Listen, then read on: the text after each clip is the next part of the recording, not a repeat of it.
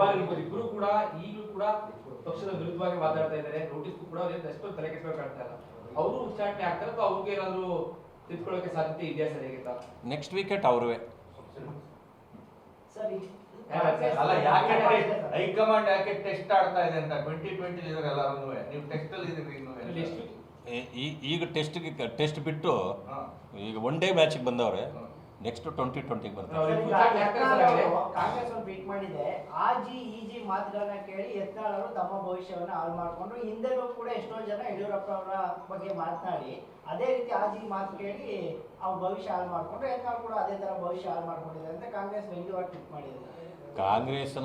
ಕಾಂಗ್ರೆಸ್ನ ತೂತುಗಳು ಮುಚ್ಕೊಳ್ಳೋಕೆ ಟೈಮ್ ಇಲ್ಲ ಪಾಪ ಅವ್ರಿಗೆ. ಅವ್ರು ಇನ್ನೊಬ್ಬರನ್ನ ವ್ಯಂಗ್ಯ ಮಾಡಿ ಏನು ಮಾಡ್ತಾರೆ? ಅವ್ರು ಯಾರೂ ಇವ್ರನ್ನ ವ್ಯಂಗ್ಯ ಮಾಡಬೇಕಾಗಿಲ್ಲ.